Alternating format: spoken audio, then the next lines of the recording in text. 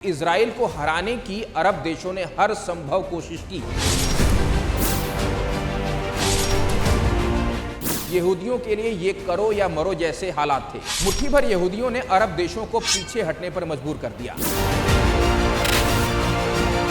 दुनिया भर में यहूदी सिखों की गिनती से भी कम हैं। यहूदियों का मानना है साइंस, टेक्नोलॉजी और पढ़ाई लिखाई से अपने आप को इतना मजबूत बनाओ कि आपकी कम गिनती होने के बावजूद भी लोग आपसे खौफ खाएं।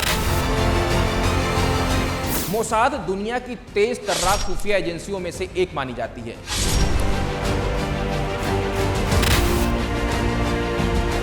कि आखिर दुनिया के इस हिस्से में 100 साल से भी ज्यादा समय से खूनी संघर्ष क्यों होता आया है। अरब और पश्चिमी देशों के साथ अच्छे संबंध रखने वाले भारत का क्या रुख है।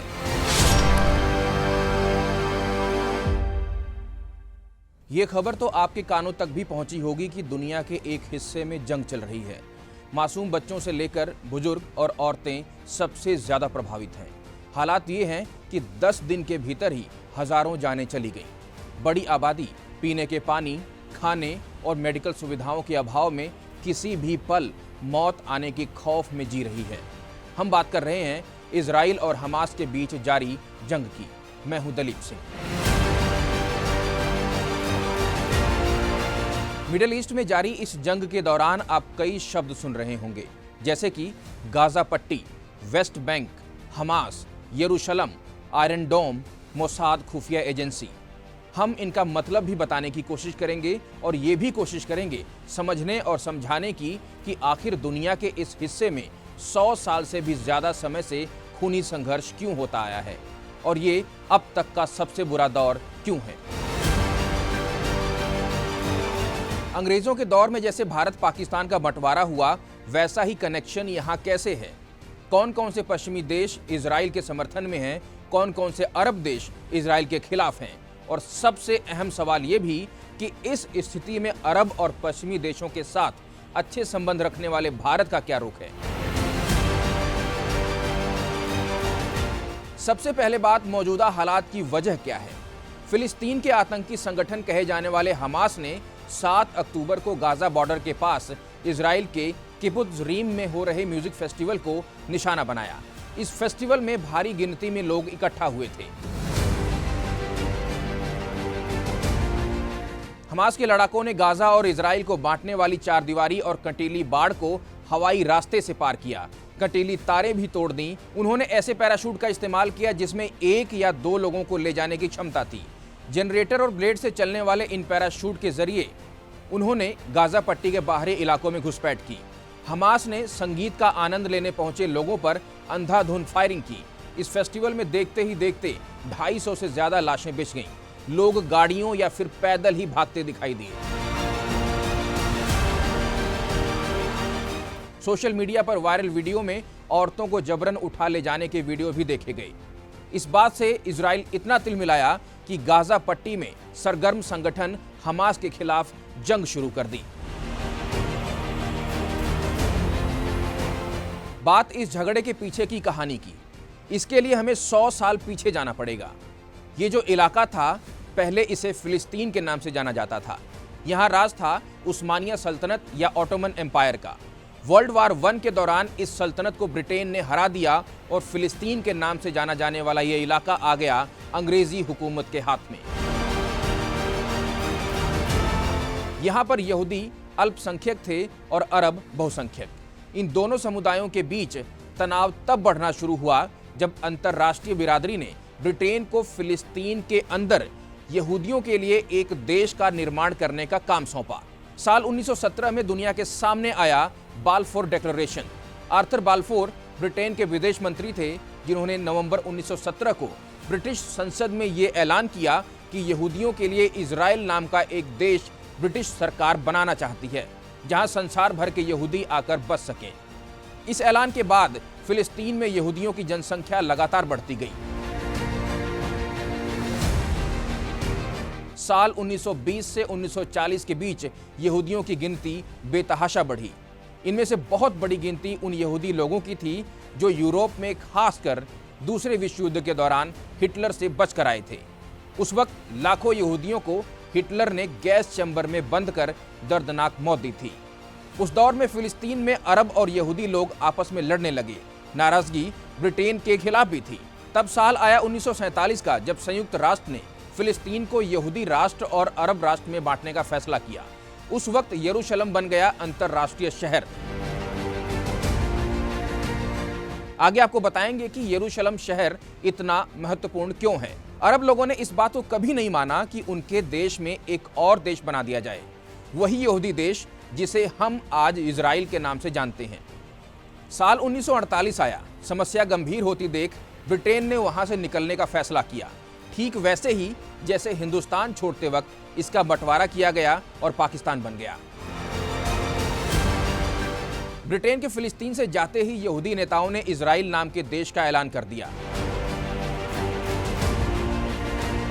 जहां पर दुनिया भर में फैले यहूदी आकर रह सकें।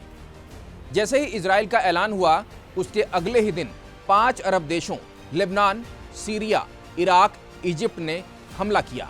सऊदी अरब ने भी सेनाएं भेजी थी, पर वो सेना इजिप्ट के साथ लड़ रही थी। उस समय लाखों फिलिस्तीनियों को अपने घर छोड़ने पड़े, जिसे इतिहास में अल नकबा के नाम से जाना जाता है। अल नकबा का मतलब है अरब इजराइल जंग में फिलिस्तीनियों से उनका देश ही छिन गया। जब तक लड़ाई खत्म हुई, तब तक इजराइल ने लगभग पूरे इलाके पर कब्जा कर लिया। उस दौर में इजिप्ट गाजा पट्टी पर कब्जा कर सका और वेस्ट बैंक पर जॉर्डन ने कब्जा कर लिया।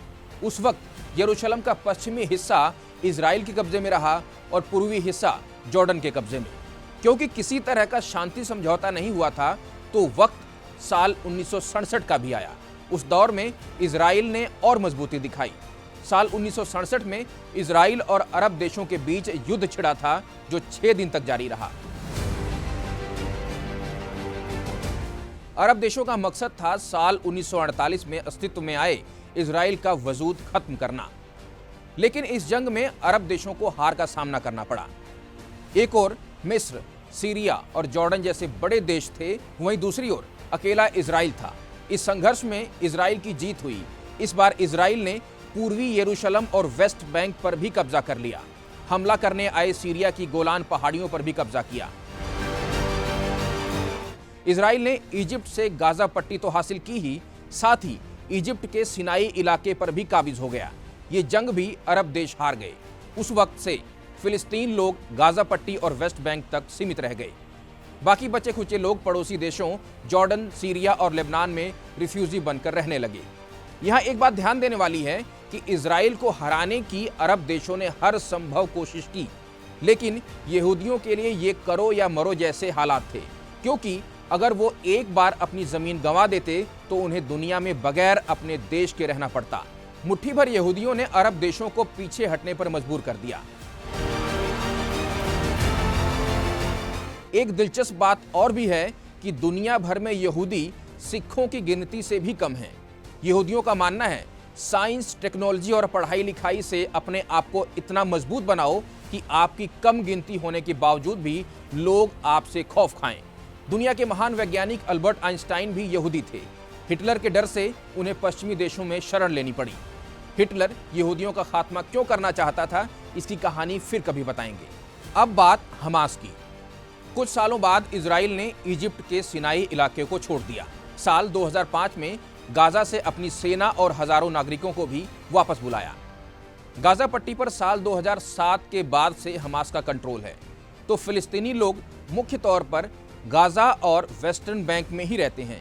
इन्हीं 2 इलाकों को दुनिया फिलिस्तीन के नाम से जानती है।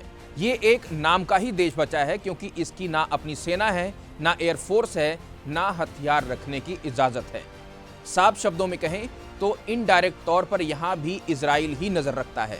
अगर इन इलाकों से कोई भी हमला होता है, तो वो सिर्फ पत्थर मारने से लेकर रॉकेट तक सीमित हो जाता है। गाजा पट्टी पर हमास का कब्जा है। हमास को दुनिया एक आतंकवादी ग्रुप के तौर पर जानती है। गाजा पट्टी की इजराइल ने नाकेबंदी भी की हुई है। हमास ही इस क्षेत्र के प्रशासन से लेकर तमाम दूसरी चीजें संभालता है। हमास को Israel, America, European union, Britain और कई दूसरे देशों ने आतंकवादी समूह घोषित कर रखा है। पड़ोसी ईरान हमास का सबसे बड़ा समर्थक है। वो इसे आर्थिक मदद के साथ हथियार और ट्रेनिंग सुविधाएं भी मुहैया करवाता है। कहा जाता है कि गाजा पट्टी के अंदर हमास लड़ाकों ने खास तरह की सुरंगें बना रखी हैं।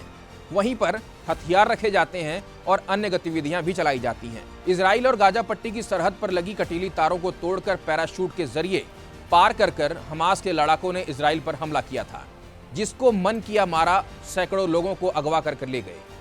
साथ ही सैकड़ों रॉकेट इजराइल पर दागे। इस बात से चिढ़े इजराइल को एक मौका चाहिए था मोर्चा खोलने का। अब मिलिट्री और एयरफोर्स की ताकत रखने वाले इजराइल के सामने हमास के रॉकेट नाकाम हो गए। आसमान में आतिशबाजी की तरह दिखाई देने वाले ये हमास के रॉकेट ही हैं, जिनको इजराइल का एयर डिफेंस सिस्टम नाकाम कर देता है। इसी सिस्टम को दुनिया आयरन डोम के नाम से जानती है। इसी आयरन डोम से बचकर कुछ एक रॉकेट इजराइल में गिरते हैं, जिनसे कम नुकसान होता है। जवाब में इजराइल अपनी एयरफोर्स लगा देता है, जिसके एक हमले में बड़ी तबाही होती है। अब इजराइल ने ठान लिया है हमास को पूरी तरह बर्बाद करना है। ये पहली बार है कि इजराइल ने एक्टिव सेना के साथ साथ रिजर्व सेना को भी अलर्ट कर दिया है। रिजर्व सेना का मतलब है कि इजराइल के हर नागरिक को हथियार चलाने की सिखलाई दी जाती है। दुनिया भर में फैले इजरायली इसीलिए अपने मुल्क वापस आ रहे हैं। भारत में हिमाचल प्रदेश के धर्मशाला में भी बड़ी गिनती में इजरायली रहते हैं। उन्होंने भी सामान बांधना शुरू कर दिया है, जब उन्हें पता चला कि उनके देश को उनकी जरूरत है। अब बात गाजा पट्टी के बारे में। गाजा इजराइल और भूमध्य सागर के बीच स्थित एक जमीन का टुकड़ा है, जिसे हम गाजा पट्टी के नाम से जानते हैं। ये दो भागों में बटे फिलिस्तीन के क्षेत्र में से एक है। दूसरे का नाम है वेस्ट बैंक। यहाँ की आबादी 20 लाख से भी ज्यादा है। नौजवानों की गिनती यहाँ सबसे ज्यादा है। इजराइल के हमले लगातार जारी हैं। अब यहाँ पर संकट इतना गहरा गया है कि ना लोग घर के अंदर सुरक्षित हैं, ना घर के बाहर। बिजली पानी पहले ही यहाँ जरूरत से कम है, अब तो लोग पानी, बिजली और यहाँ तक कि अस्पतालों में बगैर इलाज के मरने लगे हैं। सबसे ज्यादा बूढ़े और बच्चे जंग की मार झेल रहे हैं। इजराइल की कार्रवाई और तेज हो रही है। अरब देश इजिप्ट गाजा पट्टी के पड़ोस में है। उसने राहत सामग्री वाले ट्रक को भेजने की कोशिश की थी। अब आपको पता है कि इजिप्ट को इजराइल पसंद नहीं करता, तो इजराइल ने धमकी भी दे दी कि अगर एक भी ट्रक गाजा में घुसा तो बम से उड़ा देंगे। सोचिए, एक छोटे से यहूदी देश से अरब देश कितना डरते हैं। सीरिया ने भी हमास लड़ाकों की मदद करने की बात मुंह से निकाली नहीं कि इजराइल ने उस तरफ भी एक रॉकेट चला दिया, चेतावनी देने के लिए। इजराइल की जिद है हमास का पूरी तरह से खात्मा करने की और गाजा पट्टी को फिर से कब्जे में लेने की। अब बात यरूशलेम की और यहूदियों द्वारा इजराइल को अपना देश घोषित करने की। जब फिलिस्तीन में यहूदी देश इजराइल बनाने की बात हुई थी, तब यहाँ का एक शहर यरूशलेम किसका होगा, इस बात पर भयंकर विवाद हुआ। तब संयुक्त राष्ट्र ने इसे अंतर्राष्ट्रीय शहर घोषित कर अपने अधिकार में ले लिया। इस शहर का बड़ा ऐतिहासिक महत्व है। यरूशलेम ईसाइयों, यहूदियों और मुसलमानों के लिए पवित्र शहर है। यरूशलेम वेस्ट बैंक के पास ही एक छोटा सा इलाका है। यरूशलेम के ईसाई इलाके में the church of the holy sepulchre है। ये दुनिया भर के ईसाइयों की आस्था का केंद्र है। यहीं ईसा मसीह को सूली पर चढ़ाया गया था। दुनिया भर के करोड़ों ईसाइयों के लिए ये धार्मिक आस्था का मुख्य केंद्र है। मुसलमानों के लिए ये इलाका मक्का और मदीना के बाद सबसे पवित्र जगह है। यहाँ स्थित है मस्जिद अल अक्सा। मुसलमानों का विश्वास है कि पैगंबर मोहम्मद ने मक्का के बाद यहाँ की यात्रा की थी। मुसलमान हर दिन हजारों की गिनती में इस पवित्र स्थान पर आते हैं। यहूदियों के लिए भी ये इलाका पवित्र है, क्योंकि यहाँ है वॉल ऑफ द माउंट। माना जाता है कि कभी यहूदियों का पवित्र मंदिर इसी स्थान पर था। यहूदियों का विश्वास है कि यही वो स्थान है जहाँ संसार का निर्माण हुआ और यहीं पर पैगंबर इब्राहिम ने अपने बेटे इसहाक की बलि देने की तैयारी की थी। यहाँ हर साल लाखों यहूदी पहुँचते हैं। इसीलिए यहूदियों को लगता है कि ये जगह उनके बुजुर्गों की है, इसीलिए इजराइल बना।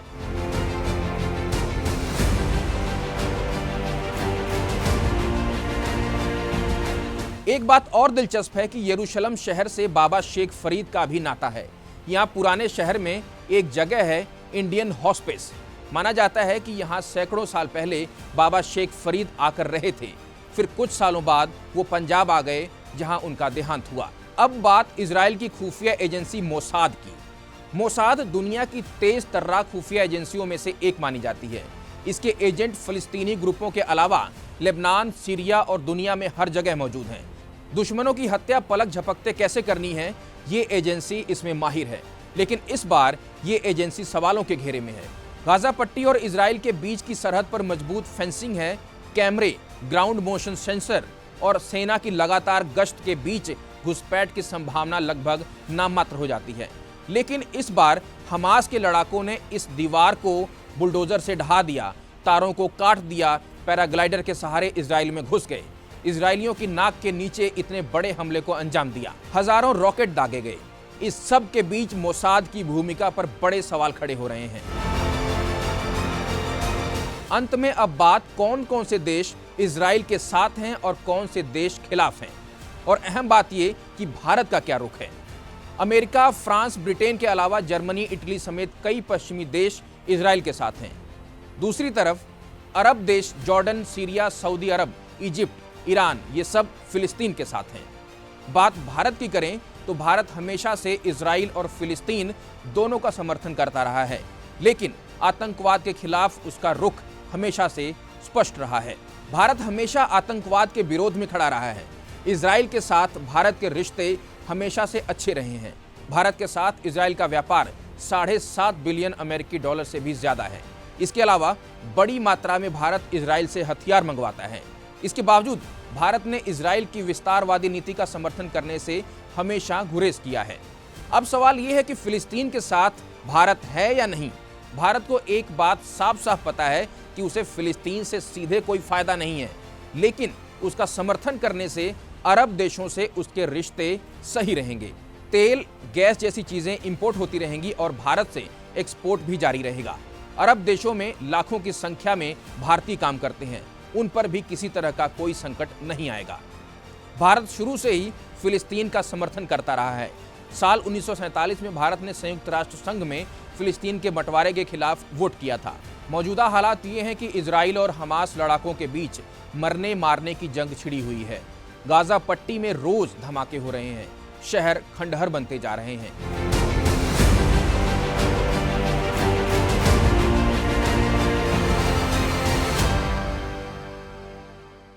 ये जंग कौन जीतेगा, ये देखना अहम नहीं होगा। सबसे जरूरी बात यह है कि इस खूनी जंग में मासूम लोग जिंदगी की जंग हार रहे हैं। अपने हाथों में अपने बच्चों की लाशें लेकर सड़कों पर चीखते चिल्लाते लोगों की आवाज बम और बंदूकों की आवाज को भी धीमा कर रही है।